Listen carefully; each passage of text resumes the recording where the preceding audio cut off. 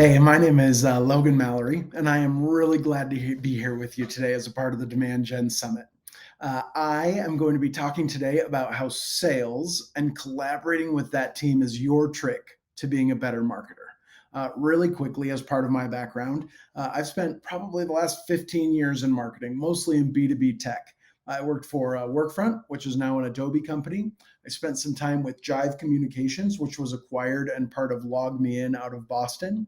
And most recently, I've been working for Motivosity, an employee recognition platform, and I'm responsible for marketing at the organization. I'm also an adjunct professor and have taught for a number of years at Brigham Young University's Marriott School, and was glad to be a part of that institution. So hopefully, between the academic and the professional, I've got a couple things to help you think about when it comes to sales and marketing and aligning those two teams. If you'll let me, I'm going to start off with a story really quickly about the time I saved a woman from being mugged outside of Nordstrom. If you haven't been to Salt Lake City, we have a beautiful mall that was built about 10 years ago. It's an outdoor mall. It's right in the middle of the city, and it's called City Creek. Has a beautiful little stream running through it, and some high-end shops. And I worked just on the outside of this mall. It was a winter day, and I was sitting at my desk. And that morning, we had probably had about 12 to 15 inches of snow in Salt Lake. I was sitting at my desk on this snowy winter afternoon and heard a woman that was screaming for help. And so I jumped up, I looked out the window, and right by these light posts where you can see in this picture, there was a woman that was being mugged. And so I thought really quickly, I ran out the emergency exit on the back side of the building, and I was on the third floor. And so I was literally bounding from landing to landing to get down to this woman as quick as I can. You probably can't tell, but I'm a little bit of a skinny guy. And as I was about to run out the emergency door, I found a broom, which was perfect for a weapon. And I went to run out the emergency exit. But remember, it had snowed and no one had cleared the emergency exit. So I ran into it with my shoulder, and the door just kind of creaked open. I shoved and shoved and shoved and finally got the door open. I ran across this little snowy patio, and as I was jumping over those bushes, I realized she wasn't being mugged by one person. She was being mugged by three dudes. I landed, I ran over, I was just about to bring the broom down on the first guy when I saw the handcuffs. And that's when I realized she wasn't being mugged. She was being arrested by undercover security guards from Nordstrom. And it ends up she had been stealing watches. Now, there's a lot of life lessons that I learned from that story. But as far as it goes on today's topic, I made the wrong person the bad guy. I thought I knew what the problem was, but I didn't. And I made the wrong person the bad guy. And I think we do that as marketers a lot with our counterparts in sales. I think we make them the bad guy, even though they're not. There's a stat from HubSpot that says 90% of sales and marketing professionals point to a number of disconnects across strategy, process, content, and culture. That's almost all of us. Almost all of us in sales and marketing have problems with our team members and alignment. And so, why? Why is there always this battle between sales and marketing? If you haven't seen that within your organization yet, or if you're early in your career, you probably will at some point. As you go to more companies and gain more experience, you'll probably see some really toxic cultures and interactions between those two teams. Harvard Business Review talks about a few reasons. They talk about economic and cultural reasons for that divide. When they talk about economic, they're speaking about like the friction that's created because there's a limited amount of budget within the organization, right? And some of that budget has to go to sales and some has to go to marketing. And so that competition in and of itself creates a divide within organizations. There's also a cultural impact. Marketing's efforts don't always look like actions to our team members in sales. When we're building a new website or when we're writing a new piece of content, we're sitting at our desks and we're not out in the field. We're not in front of people. In contrast, sales are talking to customers or prospects. They're building relationships and they're always wanting to move forward because they live for that next closed deal. And so sometimes our work looks really soft to them. And if you think about that, you'll understand why. Uh, I love these next two slides. If you think about why sales gets frustrated with marketing, here's 7 of the top reasons. They feel like we're targeting the wrong leads. We feel like we make them do extra tasks. We're not educating leads. We're not giving them enough data. I think it's funny that 25% of people say that there's a lack of willingness to collaborate. That's massive, right? That's what sales feels. Now, what about marketing? And I probably don't need this next slide because you and I know exactly what frustrates us about sales reps and account executives. But just for good measure, we feel like they don't give us enough data. They don't put information into HubSpot or Salesforce. They don't keep notes. They don't ever tell us when they're dialing, if they're dialing at all, right? We don't feel like they're following up on leads. Look at this fourth one. 30% of marketers feel like, there's a lack of willingness to collaborate. Maybe we feel like they're not following brand guidelines. They go create their own content. They make their own slides and screw everything up. I'm sure you felt that way at some point, or if not, you will. And so what can we do about it? What do marketers do about this, right? I grew up, I was born in 1984, and I'm the youngest of 4 kids. And so I grew up kind of in Michael Jackson's heyday. Some of you might not know Michael Jackson's music very well, but one of the very first songs that I ever remember listening to in Berkeley, Michigan, as like a 4 or 5-year-old was Michael Jackson's Man in the Mirror. And so I can't help but look at myself first and say, all right, there's a problem here. How do I solve it? And I hope you'll take that same lens too, because that will be a lot more effective for you than if you're just waiting for sales to make all the changes. So let me give you a couple ideas and maybe something you can go back to the office and start doing right away. If you think about love languages, right, in relationships with a boyfriend or a girlfriend or whoever your partner is, quality time is one of the most important love languages out there. And I want to talk about what that means with sales. Like, what kind of quality time are you spending with them? What are you doing during their onboarding experience? Or how are you spending time to make sure they're heard? Are you spending time showing them evidence of your wins or admitting to your losses? Are you taking their feedback and implementing it? When they ask for something, do you say no? Or do you expand and give them some reason behind that? Are you going to events together? Or literally, like, are you just asking them if they want to go to lunch once in a while? All of those things are quality time, and quality time builds relationships. I want to talk about onboarding really quickly because of how important this is. I spend time with every single sales rep that onboards, and I consider that really crucial time because I'm setting the foundation for how they feel about marketing. And so what I'm not saying is that you have to do like the human bridge thing where sales reps run in between everybody and you give everybody a high five. But can you spend quality time with them in their first week? Can you do a training or an onboarding and get to know them and help them see that you're an approachable teammate? Like, do they know where you sit? If they wanted to come to your desk and run an idea past you, can they do that? What do you do when they make their first phone call or when they set their first appointment or close their first deal? Do you celebrate that and check in on them throughout their onboarding process? Like, there are so many things, and you can read this paragraph for a couple more ideas.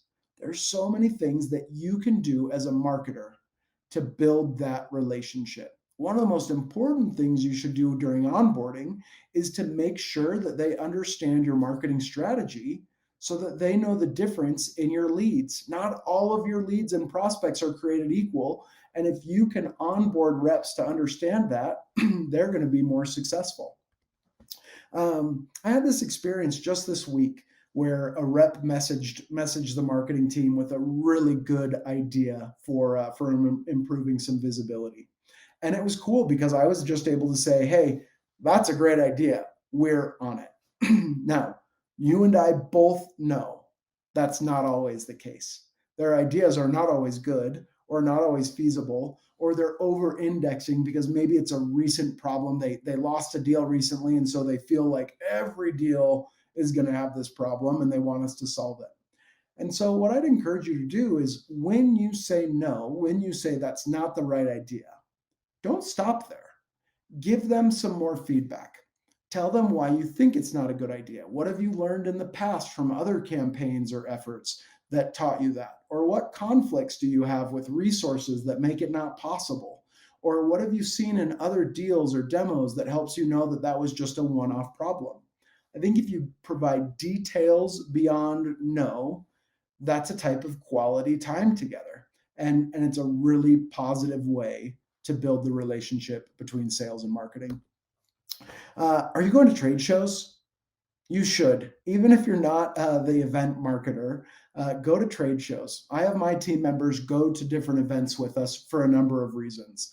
One, there's something to be said for working really hard with a group of people. When you're on your feet for 8, 10 hours a day at an event and you're nonstop talking to people and engaging, there's something about being in those trenches that's really positive for relationships. Two, it's just a great time to do things outside of work. Have got a family, I've got a wife, I've got community service that I do a lot of. I'm busy. I don't have time in my normal life to go spend time with coworkers. But when I'm at an event, suddenly I have time I can dedicate to them, right? And so we go to dinner and we have meals together. Sometimes we'll do an event. I was just at a show. This is the picture on the right. I was at a show, and on our way home, we passed this video game console in Dallas, and we decided to play Halo with the sales reps. And was that a big deal? No, it was 1 hour of video games, but it helped improve our relationship. And when we got back to the office, that persisted. And so if you're not going to trade shows or events, I'd encourage you to go once in a while, even if that's not your job, and make sure that you have representatives from sales and marketing there, because working in those environments leads to much tighter relationships and a better understanding of each other's worlds. Let me grab a drink really quick. This message is brought to you by Subway. Just kidding, it's not at all. Words of affirmation is another love language. I think this is an interesting stat. 37% of employees feel most encouraged by personal recognition. That's a pretty good chunk. 1/3 out of every people, that is the most important thing to them. And I could very easily argue that for sales and account executives, that percentage would be even higher. If you took accountants and finance and introverts out of this number, I bet you when you look at sales, personal recognition is really high on the list. I work for Motivosity, and we're an employee recognition space, and we focus on gratitude and expressing gratitude within the workplace. And so I went back and I looked for a handful of things where marketers were celebrating the sales team. And I love this one. This is from Justin. Justin runs our product marketing efforts. And he put this in just a couple days ago. He said, I walked over to say hi to sales. They're on a different part of the office, and they were all on the phones. Let's go, right? And think how cool that is. Those reps that got recognized, their boss saw that they were doing the right thing. Their team members saw them be celebrated, and they felt valued and seen by Justin. I pulled this one up. I sent this to Tiger on our team not too long ago. I said, Tiger, your deal this morning pushed me over the edge. I've been seeing Tiger next to a whole lot of closed-won deals over the last few weeks, and I am loving it. Keep being you with that red beard.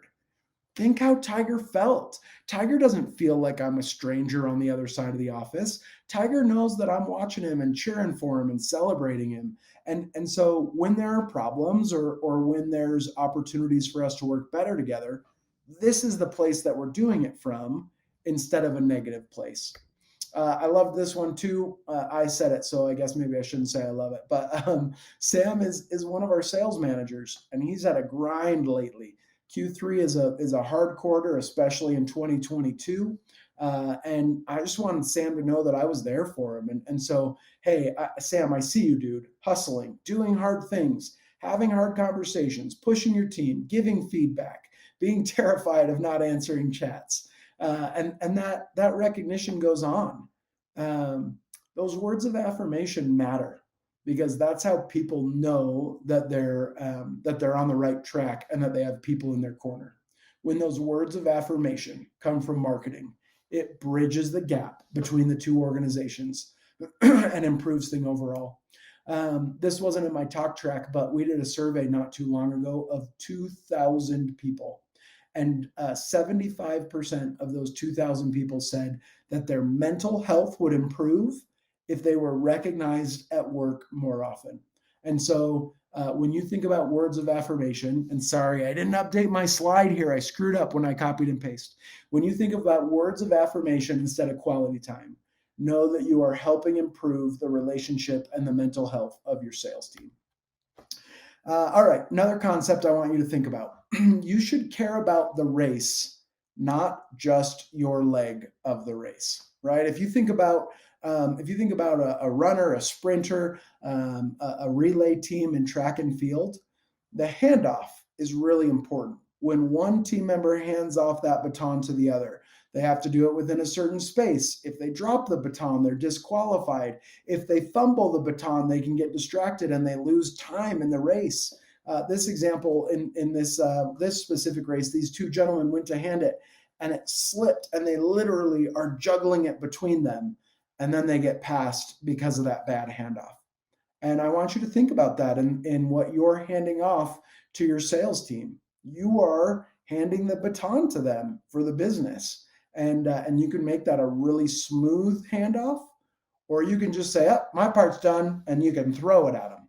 One's going to help you win, and the other isn't. The other way that you should think about winning the whole race and not just the leg is here. Like if you just focus on leads, you're in trouble.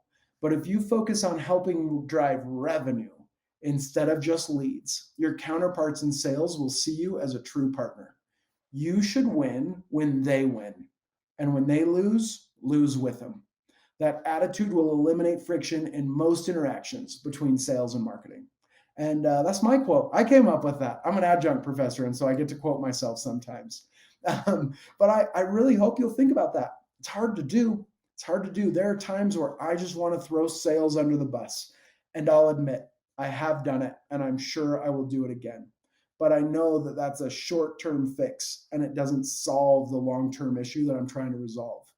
When I'm a partner with sales, and when I win when they win and lose when they lose, everything is better. Last thing I want you to think about, and this one is going to be a little different. You might not hear this very often. You should call your own leads.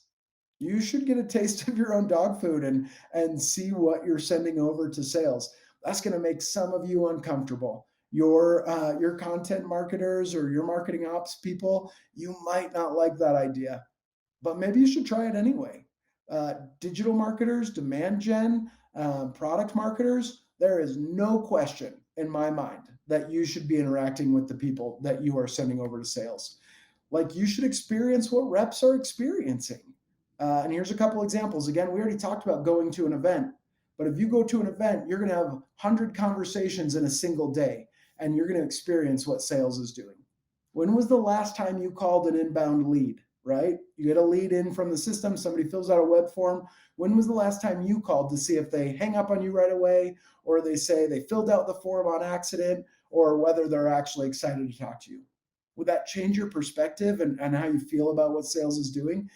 When did you do a demo last? I've been doing a lot of this lately. I wanted to experience what reps were experiencing.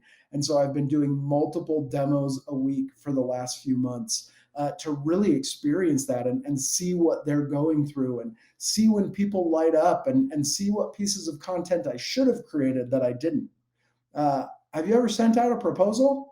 It's probably not as easy as you think. You probably think it's putting in a name and a cost and a licensing fee. They're often more difficult than that. And so two things happens when you take the time to experience what reps experience. The first one is you're going to run into some friction and some pain, and you're going to be bugged, and you're going to say, that's really stupid. Why do we do that way? And then if you're a good marketer, you're going to go solve it. The other thing that's going to happen is your counterparts in sales are going to see that you're invested with them and that you're doing everything you can to make them successful. And that's going to improve the relationship between your two organizations. If you jump on the Motivosity site, there is a very good chance that if you chat in, you'll see Logan Mallory, the vice president of marketing, taking a chat. And I do that because I want to be able to solve problems and understand what our reps are experiencing. And that is a really powerful way to be a better marketer and combine efforts with sales. So why does any of this make you a better marketer? I haven't really talked about SEO. I haven't talked about optimizations on a conversion page. I haven't talked about content marketing. I haven't talked about funnels. I've really just talked about how do you build a relationship with sales. Well, according to marketing stats, sales reps ignore half of all marketing leads. 50% of what you're gathering is getting ignored anyway. B2B stats show that 60 to 70% of all created marketing content remains unused. Think of all those blog posts and white papers and ebooks that you create. 60 to 70% of them don't get leveraged by your sales team. Part of that is because 76% of content marketers forget about sales enablement in our efforts. We create the content, we put it on the website, and then we think we're done. Instead of making sure that we enable and train and coach on that content, we just say, oh, sales problem, they've got it, they should have used it. And there is some truth to that. But if we just sit with that truth rather than trying to solve it, it won't help us. 1/3 of B2B sales and marketing teams don't have a standing meeting. That means 1 out of 3 of you isn't meeting with sales consistently. That's a problem. That means there are massive gaps within your organization. And so what I would argue with those stats in mind is that maybe we're not even that good of marketers anyway. If we spend all this time and money and we don't get our leads followed up with, and the content we get used or that we create doesn't get used, and we don't meet with sales, maybe you and I aren't that good at our job anyway, right? But an effective partnership between sales and marketing is the number one success factor attributed to achieving revenue goals. I love this next stat. Aligning both teams could lead to 209% more revenue from marketing. That's a massive number. You're thinking about budgets all day. You're thinking about how do I optimize? What if the A/B test that you started to think about was improving the relationship between sales and marketing so that you had alignment and therefore more revenue? So what I want to say to you is go try something new in building that relationship. Get on the phone with leads. Spend quality time with your sales reps. Celebrate them when they're doing great things. Just get out there and build those relationships because it will make you a better marketer. And whatever you do, make sure that you don't do what I did and make sales the bad guy. I appreciate you. It was fun to hang out. I hope this was helpful. It is a very small world. And so if I can do anything to be a resource, please just say the word. Again, my name's Logan Mallory. I spend a lot of time on LinkedIn and I'm really easy to find there. So please look me up if I can make an introduction or like a job post or make some noise on a LinkedIn post for you. I hope you'll shout. And again, it's been great to be with you. I'm cheering for each one of you out there.